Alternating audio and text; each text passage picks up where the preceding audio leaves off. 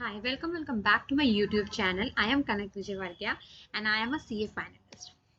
So मेरे को बहुत सारे लोग का मैसेजेस आ रहा था कि दीदी प्लीज़ अपना ऑडिट का सर्टिफाइड कॉपी शेयर करो, आपको 79 कैसे आया हम this is a video where I am sharing my certified copy. मेरे को 2-3 दिन पहले ही RTI से रिसीव हुआ. So let's see. सबसे पहले मैंने 6A से स्टार्ट किया था. 6A आई गॉट 14 में से 12. इसके अंदर ये वाला जो क्वेश्चन था ये 4 मार्क्स का था. I got 3. अब देखो मैंने जो क्वेश्चन नंबर था, इसमें जो क्वेश्चन नंबर था उसको मैंने मिडल में लिखा है और बॉक्स बना दिया कि एग्जामिनर जो भी है उसका ध्यान एकदम उधर जाए, कहीं साइड में नहीं कि उसको ढूंढना पड़े, उसको कुछ भी प्रॉब्लम. उसके बाद जितना भी कीवर्ड्स है वो सब अंडरलाइंड है, जैसे listed, determine, discuss significant matters, not to the date of audit report. Every keyword is underline. इसका भी शोभम सर के बुक में अंडरलाइन था, मेरे को याद था उस टाइम पे.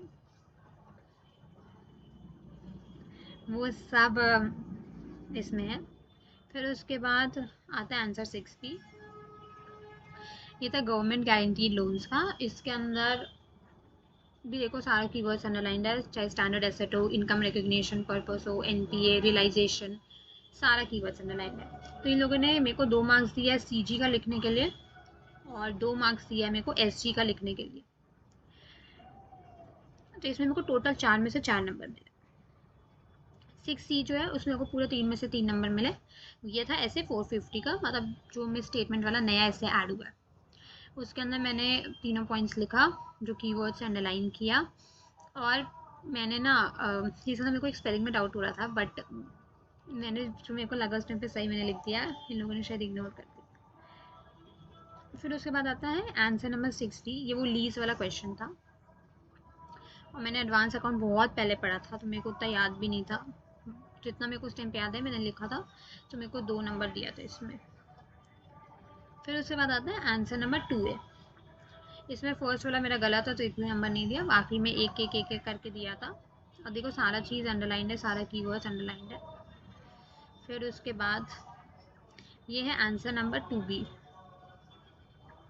ये 501 का था. अब 501 मेरे को याद नहीं था, तो जो भी क्वेश्चन से रिलेटेड मेरे को जितना भी 501 में याद था मैंने वो सबको लिख दिया था. तो ये शायद ये सब गलत है, ये बस सही है, इसमें मेरे को 2 नंबर मिल गया. तो 4 में से 2 नंबर दिया है. यहाँ पे मार्क्स दिखा रही हूँ मैं आपको, ये देखो 4 में से 2 नंबर, 4 में से 3. फिर ये 2C जो था ये ऐसे 200 का था, इनहेरेंट लिमिटेशंस. इसमें मेरे को पूरा 3 में से 3 मिला है. देखो सारा कीवर्ड्स अंडरलाइंड है, प्रॉपर गैपिंग है. फिर उसका दिया है आंसर 2D. इसके अंदर भी मेरे को मिला है 3 में से 3. ये है ऑडिट प्लानिंग प्रोग्राम वाला चैप्टर का. इसमें भी देखो सारा कीवर्ड्स अंडरलाइंड है, चाहे volume of transaction, significant industry, significant changes, सब अंडरलाइंड है. उसके बाद आता है आंसर नंबर 3A. 3A के अंदर ये था रिस्क असेसमेंट वाला का, रिस्क ऑफ मटेरियल स्टेटमेंट में. तो इसके अंदर मैंने सारा लिखा. देखो सब कुछ बड़ा नहीं लिखना था, बस कीवर्ड्स है. इन लोगों ने मार्क्स दिया 4 में से 4. इन्वॉल्वमेंट ऑफ एक्सपर्ट्स बस 3 वर्ड्स, पूरा उसको कंसिडर किया पॉइंट, 4 में से 4. उसके बाद 3B ये 580 का था. इसमें मैंने शायद गलत लिखा है क्योंकि मेरे को याद भी नहीं आ रहा था एग्जाम में अच्छा से, तो मैंने अपने मन से बना के लिख दिया. तो इन लोगों ने कुछ में मार्क्स नहीं दिया. बुक का रहता तो देते, वो अपने मन से में नहीं दिया. जबकि मैंने कीवर्ड्स मेरे को कुछ कुछ याद था, रीअफर्म, मैनेजमेंट, बट नहीं दिया. रीअफर्म भी शायद नहीं होगा, कुछ और होगा. तो जितना मेरे को याद था मैंने लिखा था, और मेरे को याद ही आ नहीं रहा था 580. तो मेरे को इसमें प्रोविजन पे एक भी मार्क्स नहीं दिया, सिर्फ इस पे दिया कंक्लूजन पे. फिर उसके बाद आंसर नंबर 3C है.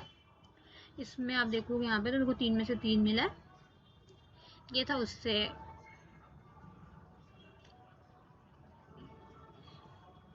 कि लार्ज अनयूजुअल, ये नया एडिशन था ये वाला, ये उसका है.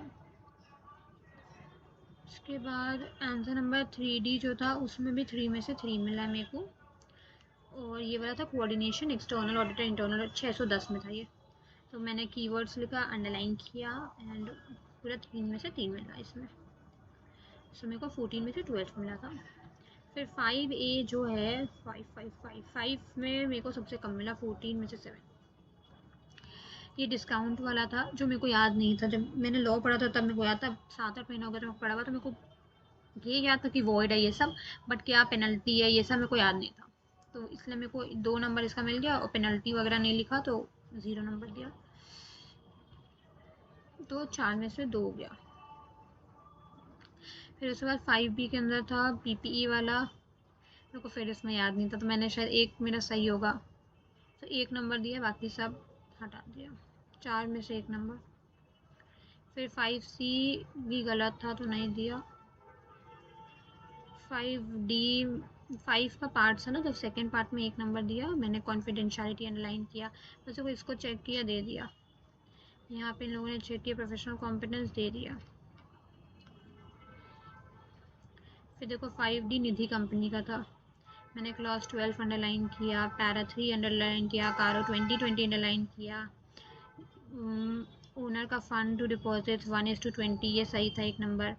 यहाँ पे शायद मैंने गलत लिखा है, 10% इनकम्बर्ड टर्म लोन डिपॉजिट नहीं होता, कुछ और होता है, तो इसको इसलिए देखो गोला करके नहीं दिया एक भी नंबर इस पर, और इस वाला पॉइंट पे फिर 1 नंबर दिया, तो टोटल 3 में से 2 हो गया। फिर आता है आंसर नंबर 1 है, इसमें मैं बहुत कंफ्यूज थी इसलिए ये बहुत ज़्यादा अनटाइडी है। ये ऑडिट प्रोग्राम वाला का था, इसमें मेरे को 4 में से 4 मिले। यहाँ पे देखो आप मार्क्स 4 में से 4, इसमें भी सारा कीवर्ड्स अंडरलाइन है। देखो कंक्लूजन कैसे दिया हुआ है, CP इज करेक्ट अंडरलाइन किया हुआ है। In emphasizing different audit programs for different nature underline किया हुआ है ऑफ बिजनेस। यहाँ पे भी देखो अंडरलाइन है, अंडरलाइन साइज, नेचर, स्टेट, सब जितना भी इंपॉर्टेंट चीज़ है। आंसर में 1B था AS2 वाला। अब मेरे को AS2 का आधा चीज़ याद नहीं था, मेरे को सिर्फ मेन चीज़ याद था, तो मेरे को ये इन्वेंट्री का वैल्यू में कन्फ्यूजन हो रहा था, तो मेरे को जितना मैंने कितना बार इसको काटा और बार बार रिकॉल किया वो सब में, तो इसलिए थोड़ा अनटाइडी सा, बट बाद में ये मेरा सही आ गया था। तो 1-2 यहाँ पे मैंने कुछ लिखा नहीं, तो कोई स्टेप मैंने मिस कर दिया, तो यहाँ पे 0, और बाकी तो 4 में से 3 दिया है, या फिर देखो 4 में से 3। फिर ये जो 1C का है, ये मैंने जो नोट्स पढ़े उसमें नहीं था, तो मेरे को इसलिए ये मेरे को आता नहीं था, तो मैंने अपने मन से कुछ लिखा, पर एक भी नंबर नहीं मिला, 0 मिला मेरे को 3 में से। एंड फिर लास्ट वाला जो था 1D, ये था वही वाला 60 डेज वाला SQC1 वाला। अब इसके अंदर मेरा प्रोविजंस तो सही था, अब पता नहीं फैक्ट्स में क्या गलती हुआ कि इसमें 0 नंबर दिया। कंक्लूजन भी सही था पर पता नहीं काउंट नहीं किया, इसमें 3 में से 2 ही मिला। सो आई होप आप समझ गए होंगे कि आप कैसे लिखोगे। बट हाँ, ये चीज़, अब एक चीज़ याद रखना, देखो इसमें अच्छे से लिखा हुआ है। देखो पहले मैंने ऐसे नंबर मेंशन किया, फिर मैंने फैक्ट्स लिखा, फिर मैंने कंक्लूजन लिखा, तो अगर केस स्टडी होगा तो उसी वे में लिखा। And that's it for this video. Do like and subscribe to my YouTube channel. अगर आपको और कोई भी डाउट हो, do put in that in the comment section and I reply that. And thank you, all the best.